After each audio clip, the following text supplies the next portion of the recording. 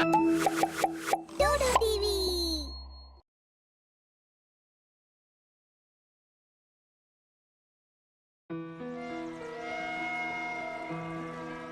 Director सोना बोरा अपनी नई हॉरर फिल्म की शूट के लिए पुराना और खंडहर हुआ कोई महल ढूंढ रहे थे।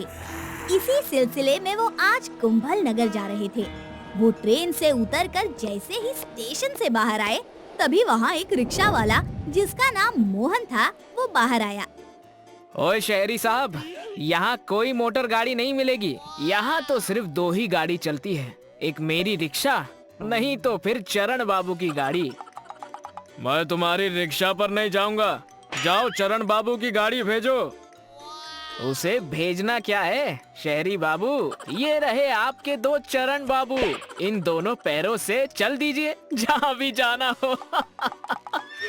अबे मैं फिल्म इंडस्ट्री से हूँ, मैं सबकी बनाता हूँ, तूने मेरी बना दिया। चल अब रिक्शा चला।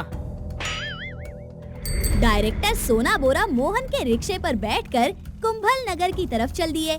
तभी मोहन ने एक सवाल पूछा। करते क्या हो साहब आप इस शहर में? डायरेक्टर सोना बोरा ने सारी बात बता दी। मेरी बीवी भी बहुत अच्छी एक्टिंग करती है साहब। आप जहाँ भी रुकोगे बता देना, मैं अपनी बीवी को वहाँ भेज दूंगा। इतना बोलते ही मोहन रोड के दाहिनी साइड देखकर चौंक गया और रिक्शा जल्दी जल्दी चलाने लगा। मोहन हाँफ रहा था पर रिक्शा तेजी से खींचते जा रहा था। तभी डायरेक्टर सोना बोरा ने पूछा, आखिर अचानक हुआ क्या तुम्हें? साहब हमें जल्दी यहाँ से निकलना होगा। ये इलाका चुड़ैल का है जो जंगल में बने महल में रहती है। हम सबको अगर उसने यहाँ देख लिया तो जिंदा नहीं छोड़ेगी। तभी डायरेक्टर सोना बोरा भी चौंक गए। उन्होंने तुरंत बोला, रिक्शा यहीं पर रोक दो। आप ये क्या बोल रहे हो साहब? मजाक नहीं कर रहा हूँ। मैं भी कोई मजाक नहीं कर रहा हूँ। ऐसी जगह तो मैं ढूंढ रहा हूँ जैसी तुमने अभी बताई। अब रोको जल्दी। आप पागल हो गए हो साहब। मोहन ने जल्दी से रिक्शा रोक दिया। अब जल्दी उतरो साहब, आपको मरने का है तो मरो, मुझे अभी मरने का कोई शौक नहीं है। मेरी राह मेरी फूलमती देख रही होगी। अरे जरा रुको भाई, भाड़ा तो लेते जाओ। आप ही रख लो, अंतिम यात्रा में काम आएंगे। मोहन बिना कोई भाड़ा लिए वहाँ से चलता बना। डायरेक्टर सोना बोरा जंगल के रास्ते में थोड़ी दूर पैदल चलकर उस खंडहर पड़े महल के पास पहुँचते हैं और देखते ही खुश हो जाते हैं। Wow, beautiful, amazing. तुझे कहाँ नहीं ढूंढा मेरी जान, तू यहाँ पर मिली। तभी अचानक एक डरावनी आवाज डायरेक्टर सोना बोरा को सुनाई देती है। किसे ढूंढ रहे थे जाने मन? अचानक ये आवाज सुन डायरेक्टर सोना बोरा डर गए। कौन है यहाँ पर? कौन है? पर किसी ने कोई आवाज नहीं दी।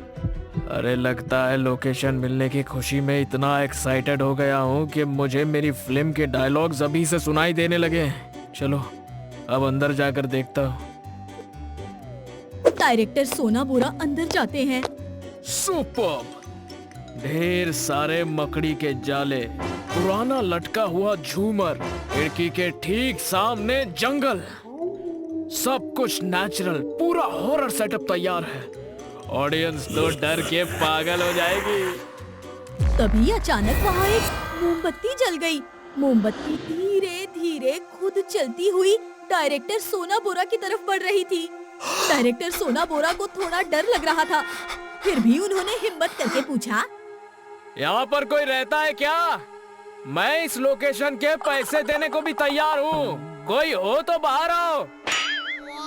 तभी मोमबत्ती के पास से आवाज आई, हाँ, मैं रहती हूँ यहाँ। और तुम हो कौन? तभी वो जलती हुई मोमबत्ती एक चेहरे के सामने आ गई। वो एक डरावनी चुड़ैल थी जिसने अपने हाथों में मोमबत्ती ले रखी थी। वो जोर जोर से हंसने लगी। तभी उस चुड़ैल को देखकर डायरेक्टर सोना बोरा को कुछ याद आया और उन्होंने बोला, oh wow, I am impressed. तभी चुड़ैल ने बोला, अरे क्या इम्प्रेस? ये क्या बोल रहा है बे? अमेजिंग! क्या ये तुम्हारी आवाज है? हाँ तो मेरे मुंह में और किसकी आवाज रहेगी?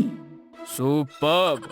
बिना किसी एको के इतनी शानदार आवाज, और क्या मेकअप है, बिल्कुल चुड़ैल जैसे बाल, उसी के जैसे गंदे दांत, उसी के जैसी डरावनी आंखें। पर अगर ये दो दांत ज्यादा बाहर होते और बड़े बड़े होते तो मजा आ जाता। बिल्कुल परफेक्ट चुड़ैल लगती। तभी चुड़ैल ने अपने दांत बड़े बड़े कर लिए। ले, कर लिए दांत बड़े बड़े। चुड़ैल लगती मतलब क्या है तुम्हारा? चुड़ैल ही हूं मैं। अच्छा जी, गजब, इतना advance makeup, good good good, impressive. पर बस तुम्हारे कह देने से तुम चुड़ैल नहीं हो जाओगी। इतनी भी जल्दी कास्टिंग फाइनल नहीं हो जाती। वैसे भी तुम चुड़ैल लग तो रही हो। लग रही हो नहीं, नहीं हूँ चुड़ैल। तभी उस चुड़ैल ने डायरेक्टर सोना बोरा को डराना शुरू कर दिया। कभी वो अपना सर घुमा लेती तो कभी दांत बड़े बड़े कर लेती। तभी डायरेक्टर सोना बोरा ने बीच में उसे रोकते हुए बोला, रुको रुको रुको, बस मैंने तुम्हारी एक्टिंग स्किल देख ली फूलमती। रिक्शे वाले मोहन ने बिल्कुल सही जगह भेजा है तुम्हें। तुम कमाल की चुड़ैल की एक्टिंग कर लेती हो, और योगा भी करके तुमने अपनी बॉडी को इतना लचीला बना लिया है कि स्पेशल इफेक्ट की जरूरत भी नहीं है। अब तो बिल्कुल चुड़ैल लग रही है। तभी चुड़ैल गुस्से में आ गई। तुझे कब से कह रही हूँ कि मैं ही एक चुड़ैल हूँ? समझ में नहीं आता तुझे? अभी समझाती हूँ मैं तुझे। रुक जरा, रुक। I like it। ये होता है आर्टिस्ट, कैरेक्टर में बिल्कुल घुस जाए। अब मैं तुम्हें सुपरस्टार बना दूंगा। हाँ? क्या सुपरस्टार? सुपरस्टार वाली बात सुन चुड़ैल बहुत खुश हो गई। तभी डायरेक्टर सोना बोरा ने अपने सारे क्रू मेंबर्स को फोन किया और इस एड्रेस पर आने को कहा। जल्द ही पूरा क्रू भी वहाँ आ गया। फिल्म की शूटिंग स्टार्ट हो गई। डायरेक्टर सोना बोरा चुड़ैल को सीन समझाने लगे। देखो फूलमती, तुमको जंगल वाले रास्ते से भागते हुए आना है, और दरवाजे के पीछे जो एक एक्टर है उसे पकड़कर उसके गले में अपने दांत धंसा देने हैं। तुम बस वहाँ अपने दांत रख देना, बाकी हम लोग स्पेशल इफेक्ट से कर लेंगे। समझ गई ना? हाँ, चलो अब शुरू करते हैं। Rolling, camera, action. चुड़ैल दौड़ती हुई जंगल की तरफ से आई और उसने दरवाजे के पास खड़े एक्टर के गले में अपने दांत धंसा दिए। एक्टर चीखने लगा। वाह वाह, बहुत खूब। ये नया एक्टर तो कमाल की एक्टिंग कर रहा है, जैसे फूलमती ने सच में दांत धंसा दिए हो। भाई, फिल्म तो हिट हो गई मेरी। तभी वो एक्टर दर्द से कराहने लगा और जोर जोर से चीखने लगा। अरे बस भाई, बहुत हो गई मेथड एक्टिंग, अब चीखना बंद करो। Cut cut cut. पर उस एक्टर ने चीखना बंद नहीं किया। डायरेक्टर सोना बोरा गुस्से में आ गए। अरे भाई, मैंने कट बोला, कट करो। लो, कट कर दिया, एकदम धड़ से अलग। तभी उस चुड़ैल ने उस एक्टर का सिर धड़ से अलग कर दिया और बोली, नहीं बनना सुपरस्टार मुझे। बहुत दिनों के बाद इंसानों को तड़पा तड़पा कर मारने का मौका मिला है। इसमें जो मजा है वो सुपरस्टार बनने में भी नहीं। अरे ये तो सच में चुड़ैल निकली रे। भागो रे, अपनी जान बचा के भागो। सारे क्रू मेंबर चीखते चिल्लाते हुए इधर उधर भागने लगे। कोई नहीं भाग सकता यहाँ से, सबकी जान ले लूंगी मैं। तभी उस चुड़ैल ने सबको हवा में उड़ाना शुरू कर दिया। सभी चीख रहे थे। तभी उस चुड़ैल ने बोला, ये डायरेक्टर, पहले तुझे मारकर स्टार बना देती हूँ, फिर ऊपर जाकर सुपरस्टार बनाते रहना। तभी उस चुड़ैल ने डायरेक्टर सोना बोरा की गर्दन पकड़ ली। डायरेक्टर सोना बोरा चीखने लगे। चुड़ैल डायरेक्टर सोना बोरा को मारने ही वाली थी कि तभी अचानक चुड़ैल के गले में काली फूलों की माला आकर गिर गई। चुड़ैल चीखने लगी। उसने डायरेक्टर सोना बोरा की गर्दन छोड़ दी। काले फूलों की माला ने अपना जादू दिखाना शुरू कर दिया। चुड़ैल धू धू कर जलने लगी और जलते हुए वहाँ से गायब हो गई। तभी डायरेक्टर सोना बोरा ने गौर से देखा। मोहन, तुम? हाँ, मैं, और ये मेरी बीवी फूलमती है। इसी ने आपकी जान बचाई है। घर जाते ही मैंने इसे पूरी बात बताई। ये तुरंत कालेश्वर बाबा के पास गई और ये काले फूलों की माला ले आई और आज आपकी जान बच गई। Thank you, thank you. तुम लोगों का एहसान रहा मुझ पर। देखना, अब मैं फूलमती को सुपरस्टार बना दूंगा। डायरेक्टर सोना बोरा ने अपना वादा निभाया और अपनी फिल्म सुपरस्टार चुड़ैल में फूलमती को मौका दे उसे सुपरस्टार बना दिया।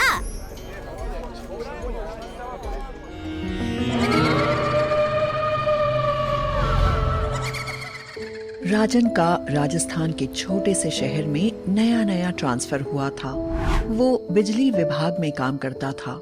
इससे पहले वो जयपुर में था और उसकी माँ और बीवी जयपुर में ही रहते थे। अब ट्रांसफर के बाद वो अकेला ही आया था और काफी मुशक्कत के बाद उसको किराए पर एक घर भी मिल गया था। पर प्रॉपर्टी डीलर ने जो उसको बताया उस पर उसको भरोसा नहीं हुआ। अरे वाह, कितना बड़ा घर है ये और सुंदर भी है। हाँ, बड़ा तो काफी है और जंगल के करीब है। लोग बोलते हैं कि यहाँ किसी भूत प्रेत का साया है। राजन ये सुनकर हंसने लगता है। अरे दिलावर जी, आप भी कहाँ ये सब बातें कर रहे हैं? चलिए चाबी दीजिए घर की। दिलावर घर की चाबियां राजन को दे देता है। राजन घर देखकर बहुत खुश था। वो छत पर जाकर देखता है कि यहाँ से जंगल कितना सुंदर दिखाई दे रहा है। तभी उसकी नजर ठीक सामने वाले घर पर पड़ती है। वो देखता है उस पर एक बड़ा सा ताला लटका हुआ है। वो अपनी पत्नी निधि को फोन करता है और बताता है कि उसने घर ले लिया है। निधि और माँ ये बात सुनकर बहुत खुश हो जाते हैं। निधि उसको बताती है कि वो बस 2 दिन बाद ही उसके पास आ जाएंगे और उसको ट्रेन का टिकट कराने को बोलती है। वो पूरा दिन छत पे खड़े खड़े आसपास का सुंदर नजारा देखता है। शाम हो जाती है और उसकी नजर दोबारा सामने वाले घर पर पड़ती है। उसको खिड़की में एक परछाई नजर आती है। वो ध्यान से देखता है पर कुछ साफ नजर नहीं आता। वो सोचने लगता है कि अभी तक तो इस घर पे ताला लटका हुआ था, फिर अचानक कौन आ गया। वो ये ख्याल दिमाग से निकालता है और समय देखता है। रात के 9 बज चुके थे। उसे ध्यान आता है कि घर पे कोई खाना बनाने वाला भी नहीं है। उसे बाहर से ही खाना होगा।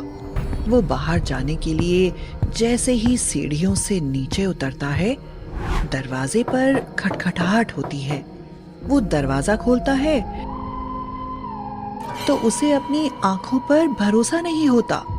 एक बेहद सुंदर औरत उसके सामने खड़ी थी, लंबे बाल। वो खिलखिला कर कहती है, हेलो, माय नेम इज माया। हाय, मैं राजन हूँ। जी, मैं आपके सामने वाले घर में रहती हूँ। मुझे पता चला कि आप आज ही शिफ्ट हुए हैं, तो मैं आपके लिए खाना लेकर आ गई। इतनी तकलीफ क्यों की भला आपने? इसमें तकलीफ की क्या बात है? आप हमारे पड़ोसी हैं, इतना तो बनता है। माया खाना देकर वापस चली जाती है।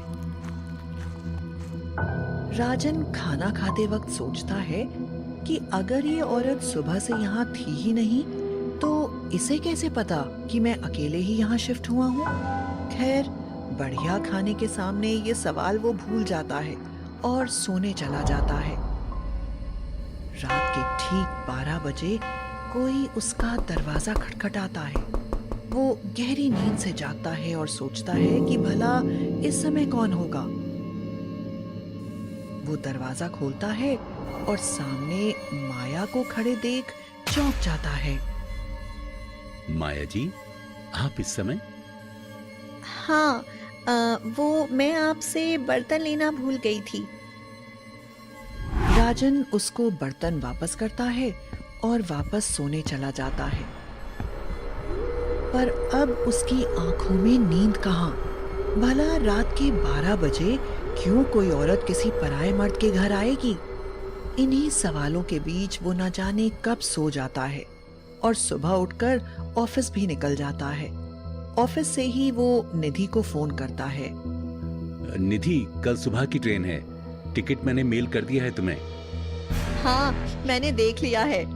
राजन बहुत खुश था कि कल निधि और माँ आ जाएंगे और उसका परिवार पूरा हो जाएगा। वो रात को ऑफिस से निकलकर अपने घर के पास पहुंचने ही वाला था कि उसे एक 19-20 साल की लड़की दिखाई देती है। वो उसके पास आकर बोलती है, आप यहाँ नए शिफ्ट हुए हैं ना? हाँ, मैं भी यहाँ रहती हूँ अपनी मम्मी पापा के साथ। मेरा नाम पीहू है। राजन सोचने लगता है कि यहाँ आसपास तो उसके और माया के अलावा कोई नहीं रहता। फिर ये कौन है? मैं जाती हूँ अब, आपसे बाद में मिलूंगी। पीहू वहाँ से चली जाती है और राजन सोचने लगता है कि आखिर ये लड़की कौन थी। वो अपने घर जाकर आराम करने लगता है और ऑफिस की थकान के कारण उसकी आंख लग जाती है। रात में ठीक 12 बजे फिर से कोई दरवाजा खटखटाता है। राजन की आंख खुल जाती है, पर अब वो थोड़ा थोड़ा डरने लगता है। वो पूछता है, कौन है? कोई आवाज नहीं आती। वो दरवाजा खोलता है। उसके सामने माया खड़ी थी। अरे, आप डर क्यों गए? माया, आप इस समय? मैं आपको ये बताने आई हूँ कि रात में बाहर मत निकलना। यहाँ एक पिशाचनी घूमती है, उससे बचकर रहना, वरना वो आपको छोड़ेगी नहीं। राजन डर के मारे कांपने लगता है। पर आप इस समय क्यों बाहर निकली? मुझे डर नहीं लगता उससे। ये बोलकर माया वहां से चली जाती है और राजन किसी तरह नींद के आने का इंतजार करने लगता है। और जैसे ही उसकी आंख लगती है, दरवाजे पर फिर से किसी की आहट होती है। वो घबरा कर उठ खड़ा होता है, धीरे धीरे दरवाजे की तरफ बढ़ता है और पूछता है, कौन है? मैं हूँ पीहू, प्लीज जल्दी दरवाजा खोलो। राजन दरवाजा खोलता है और सामने पीहू खड़ी होती है। मैं आपको एक बात बताना भूल गई थी कि इस इलाके में रात में बाहर मत निकलना। यहाँ एक पिशाचनी रहती है जो किसी का भी रूप ले सकती है। ये बात बोलकर वो चली जाती है, पर अब राजन की आंखों से नींद कोसों मील दूर थी। उसे कुछ समझ नहीं आता कि क्या सच है और क्या छलावा। पता नहीं वो रात के किस पहर में सो जाता है और सीधा सुबह 11 बजे उसकी आंख खुलती है। वो ऑफिस में फोन करके तबीयत खराब होने की वजह से छुट्टी की रिक्वेस्ट करता है और शाम के ठीक 8 बजे निधि और माँ को लेने स्टेशन पहुंच जाता है। राजन उन दोनों को लेकर घर पहुंच जाता है। निधि और माँ कपड़े चेंज करने कमरे में अंदर चली जाती हैं।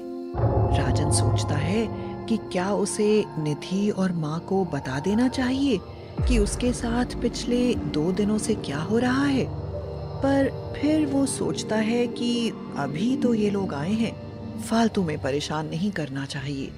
निधि कपड़े बदलकर बाहर आ जाती है। वो बेहद सुंदर लग रही थी। राजन उसको देखकर उसको गले लगा लेता है, पर जैसे ही वो गले लगाने के बाद उसको देखता है, उसके होश उड़ जाते हैं। उसके पैरों के नीचे से जमीन खिसक जाती है। जिसको वो निधि समझ रहा था वो निधि नहीं थी, वो तो पीहू थी।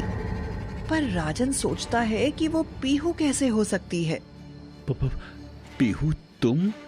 तभी माँ बाहर आती है और इससे पहले राजन उनको कुछ बता पाए, वो देखता है कि माँ भी पीहू का रूप ले लेती है और दोनों एक दूसरे के अंदर समा जाती हैं। पीहू जोर जोर से हंसने लगती है और एक डरावनी पिशाचनी का रूप ले लेती है और जोर जोर से चिल्लाने लगती है। तेरी हिम्मत कैसे हुई इस घर में रहने की? ये मेरा घर है और यहाँ सिर्फ मैं रहती हूँ।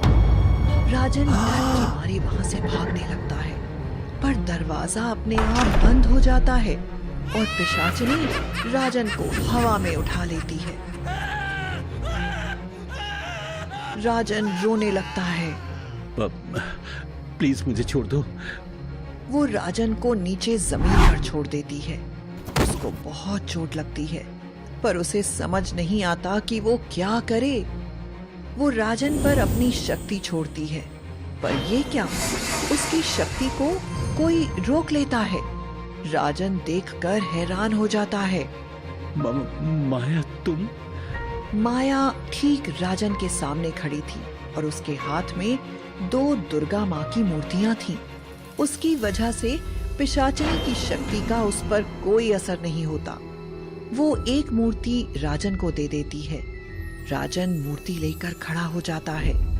पिशाचिनी बार बार अपनी शक्ति उन दोनों पर डालती है, पर उसका कोई असर नहीं होता। आखिरकार वो वहां से गायब हो जाती है। आपका बहुत बहुत शुक्रिया कि आपने मुझे बचा लिया। मुझे तो लगा था कि अब ये कभी नहीं आएगी।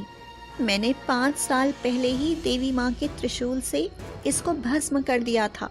दरअसल कुछ सालों पहले मैंने ही अपनी मनोकामना सिद्ध करने के लिए इसी घर में पिशाचिनी को प्रसन्न किया था, पर आखिरी दिन मेरी तपस्या बीच में ही टूट गई और इस पिशाचिनी ने मुझ पर ही हमला कर दिया।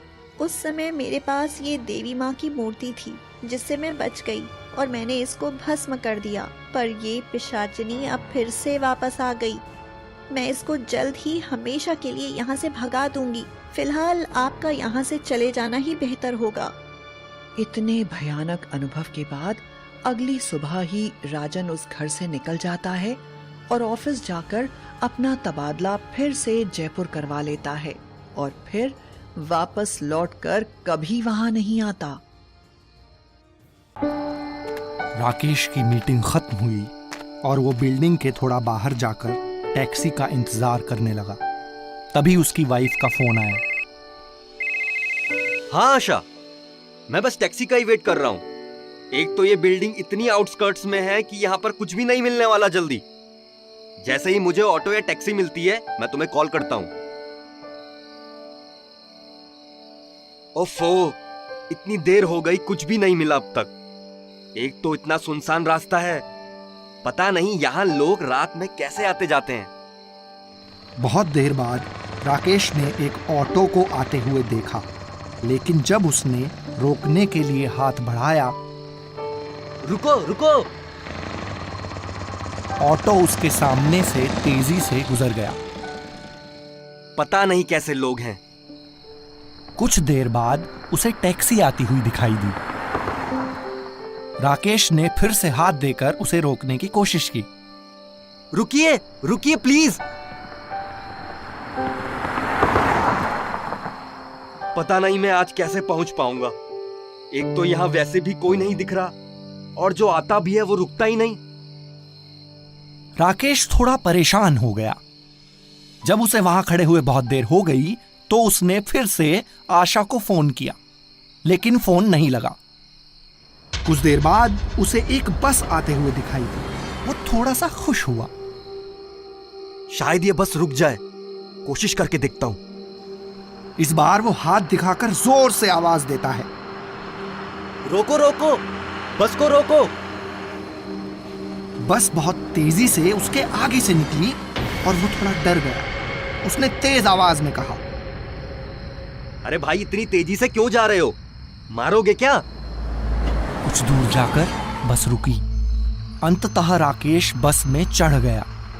राकेश ने देखा बस में बहुत ज्यादा लोग नहीं हैं और कोई भी एक दूसरे से बात नहीं कर रहा है। सब लोग बिल्कुल शांत बैठे हैं। बस फिर से बहुत तेजी से चलने लगी। राकेश ने ड्राइवर से कहा, अरे ड्राइवर साहब, बस को उड़ाना है क्या? थोड़ा धीरे चलो। ड्राइवर ने कोई जवाब नहीं दिया। अजीब है ये ड्राइवर, कोई जवाब भी नहीं दिया। राकेश ने कंडक्टर से कहा, बस क्लॉक टावर जाएगी ना? कंडक्टर ने सिर्फ सिर हिला दिया। ऐसा लगा मानो वो हाँ कह रहा है। ठीक है, मुझे क्लॉक टावर का एक टिकट दे दो। कंडक्टर ने राकेश को टिकट दिया। राकेश ने मन ही मन कहा, शहर से बाहर कितनी ठंड होती है। वो अपने हाथ बांधकर बैठ गया और गाना गुनगुनाने लगा। मैं जिंदगी का साथ निभाता चला गया। बस की स्पीड अब पहले से भी तेज हो गई। राकेश ने फिर से ड्राइवर से कहा, अरे ड्राइवर सुनो, थोड़ा धीरे चलाओ भाई। फिर से कोई जवाब नहीं। अरे तुम कुछ बोलते क्यों नहीं? जवाब देने में क्या तकलीफ है भाई? फिर से जवाब न मिलने पर राकेश ने अपने पीछे वाली सीट पर बैठे व्यक्ति से बात करने की कोशिश की। वो व्यक्ति खिड़की से बाहर देख रहा था। सुनिए भाई साहब, आपको कहाँ जाना है? ये ड्राइवर बहुत तेज बस चला रहा है, आप भी कुछ कहिए। वो व्यक्ति कुछ नहीं बोला और बाहर देखता रहा। राकेश फिर से सोचने लगा, हे भगवान, मैं कहाँ फंस गया? पता नहीं आज इतने अजीब लोग क्यों मिल रहे हैं। बस एक बार घर ठीक से पहुंच जाऊं। राकेश ने पीछे मुड़ के देखा कि सब शांत हैं। कोई किसी से बात नहीं कर रहा है। सब दूर दूर बैठे हैं। एक बूढ़ा आदमी अखबार पढ़ रहा है। एक वृद्ध महिला अपना सिर पकड़कर बैठी हुई है। सबसे पीछे वाली सीट पर एक व्यक्ति कुछ बहुत अजीब सी दिखने वाली चीज खा रहा है। कंडक्टर पीछे जाकर अकेला ही हंस रहा है। एक बच्चा एक बहुत डरावने से खिलौने से खेल रहा है। उसे ये सब देखकर बहुत अजीब लगा। अब बस चलते चलते बहुत देर हो गई। तब राकेश ने पीछे मुड़कर कंडक्टर से पूछा, अरे कंडक्टर साहब, ये बस क्लॉक टावर ही जा रही है ना? कंडक्टर पीछे खड़ा देखता रहा। राकेश ने सोचा, शहर तो केवल 10 किलोमीटर था और रास्ता भी इतना सुनसान नहीं है। ये कहाँ जा रहा है? उसने खड़े होकर कंडक्टर से पूछा, भाई मैंने पूछा कि ये बस क्लॉक टावर ही जा रही है ना? कोई जवाब नहीं मिला। राकेश बोलता है, क्या परेशानी है, बताते क्यों नहीं हो? फिर उसने बस में बैठे हुए बाकी लोगों की तरफ देखते हुए बोला, अरे आप लोग क्यों नहीं बोलते इसे कुछ? देखिए कितना वीरान रास्ता है। यहाँ तो दूर दूर तक रोशनी भी नहीं दिख रही। कोई कुछ नहीं बोला। उसने फिर से कहा, बताओ ये बस क्लॉक टावर जा रही है या नहीं? कंडक्टर ने भारी आवाज में जवाब दिया, नहीं। ये आप मुझे कहाँ ले जा रहे हैं? राकेश घबराकर सीट पर गिर गया और डर से रोने लगा। उसने एक एक करके बस में सब लोगों की तरफ देखा। सबकी आंखें खून की तरह लाल थीं और सब उसे ही देख रहे थे। कौन हो तुम? मुझे उतारो नीचे। उसने कहा, मुझे यहीं उतार दो, मुझे आगे नहीं जाना। उसने टिकट को देखा तो उसकी नजर तारीख पर गई। अरे ये टिकट तो 11 साल पुराना है। इस पर तो 2010 की तारीख है। फिर उसने पलटकर अखबार पढ़ रहे व्यक्ति की ओर देखा।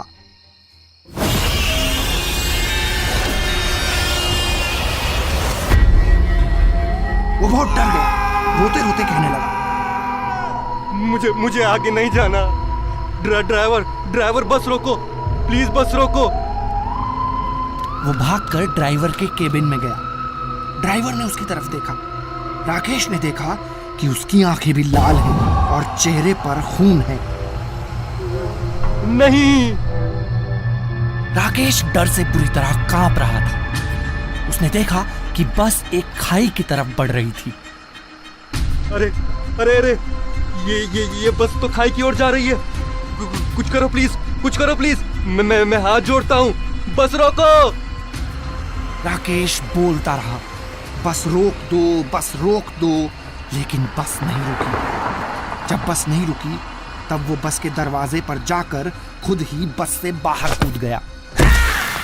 गिरते ही वो बेहोश हो गया।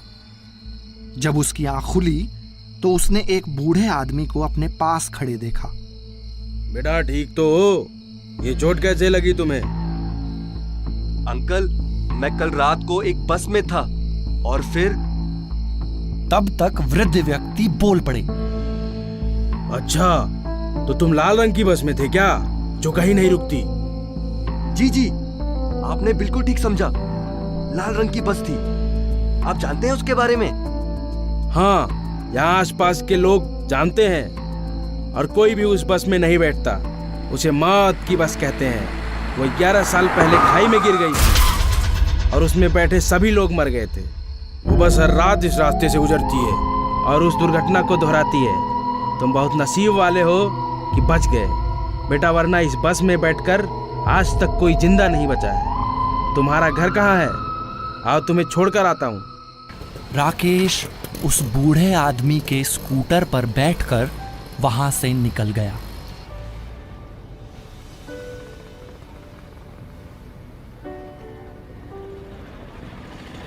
कुणाल, धीरज और आयुष कॉलेज एग्जाम्स के बाद अपनी कार से ट्रिप पर निकले थे। धीरज ड्राइव कर रहा था। फ्रंट सीट पर कुणाल बैठा था और बैक सीट पर आयुष बैठा था। यार, इस बार का ट्रिप बहुत स्पेशल होने वाला है। हाँ भाई, अब हम बड़े हो गए। तूने सब कुछ रख लिया था ना जो मैंने कहा था? मेरे पास जो था वो मैंने रख लिया था, बाकी ले लेंगे रास्ते से। ठीक है। तभी सामने एक मॉल दिखता है। धीरज, गाड़ी रोक, मुझे कुछ लेना है। भाई जल्दी आना। कुणाल कार से उतरकर मॉल की तरफ चला जाता है। क्या लीना क्या था इसे? अरे पागल है वो, पता नहीं घूमने जा रहा है या गृहस्थी बसाने जा रहा है। अबे वो देख सामने।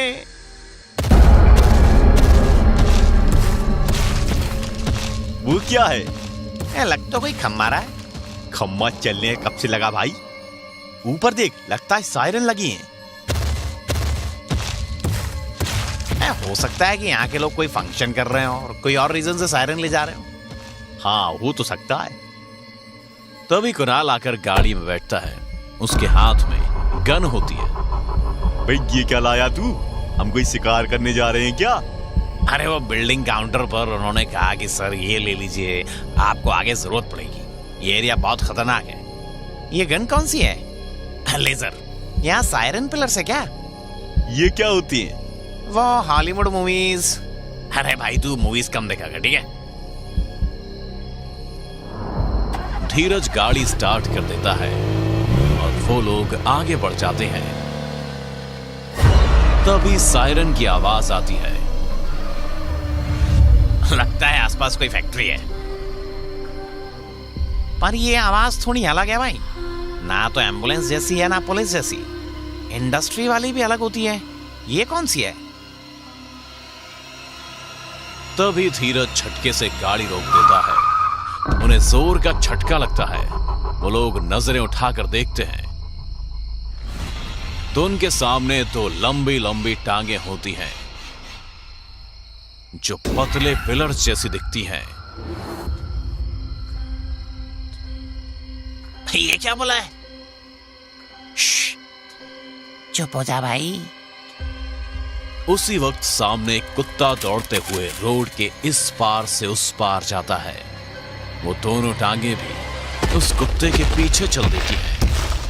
उसे देखकर इन लोगों का बुरा हाल हो जाता है, पर उसके जाते ही चैन की सांस लेते हैं। ये क्या था भाई? हम वापस चले क्या? हाँ यार, चलो वापस। वो मॉल वालों की बातों से मुझे डर लग रहा था। अरे तुम लोगों को तो आना था, कितना बोल तो रहे थे भाई, हॉरर डेस्टिनेशन ही चूज करना। तो फिर अभी से डरने लगे? अरे यार, अरे ट्रेलर इतना डरावना था तो आगे पूरी फिल्म कैसी होगी? भाई सुन, गाड़ी मोड़ ले। ठीक है, चलो वापस। धीरज गाड़ी मोड़ने लगता है।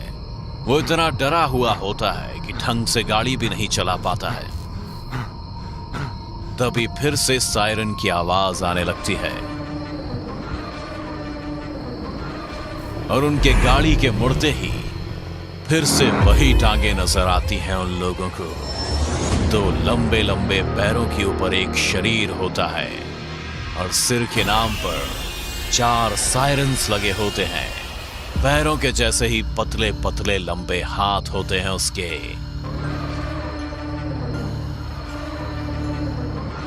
वो इनकी कार को हाथ में उठाकर खिलौने की तरह ऊपर नीचे करने लगता है।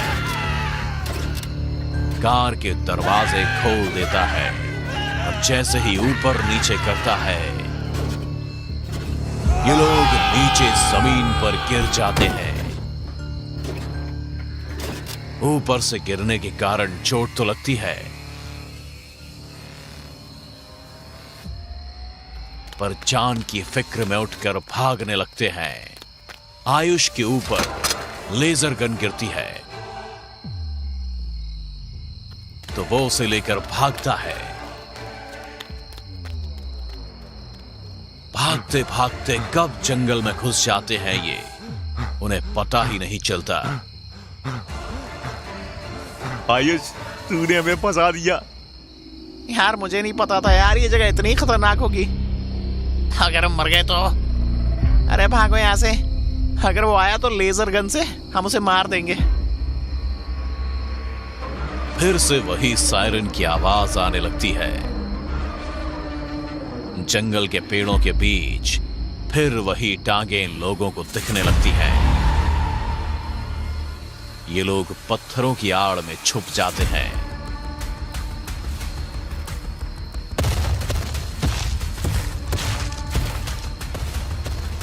मैंने हॉलीवुड मूवीज में देखा है, ऐसे क्रिएचर्स को सायरन पिलर्स कहते हैं। ये बहुत पावरफुल होते हैं, पर मुझे पता है कि इनको कैसे खत्म करते हैं।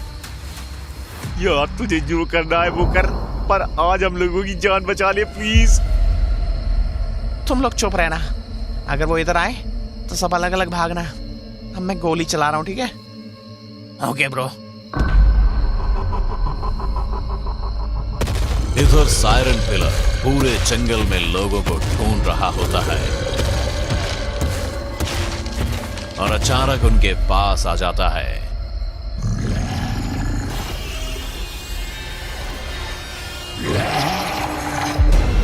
आयुष पत्थर की आड़ से लेजर गन शूट करता है। सायरन हेड का एक सायरन फट जाता है। वो पागल होने लगता है, दर्द से चीखने चिल्लाने लगता है। उसके चीखने से सायरन की आवाज इतनी तेज हो जाती है कि इन लोगों के कान फटने लगते हैं। इन लोगों को वो पागलों की तरह ढूंढने लगता है। जिधर से गोली चल रही होती है उधर वो जाता है। ये तीनों भाग ही रहे होते हैं कि वो अपने बाएं हाथ में तीनों को उठा लेता है। आयुष लगातार लेजर गन चलाने लगता है। उसके तीनों सायरन्स को टारगेट करता है। उसका निशाना बिल्कुल सही लगता है। सायरन पिलर के सायरन्स ब्लास्ट कर जाते हैं। साथ में ये लोग भी उस ब्लास्ट में उड़ जाते हैं।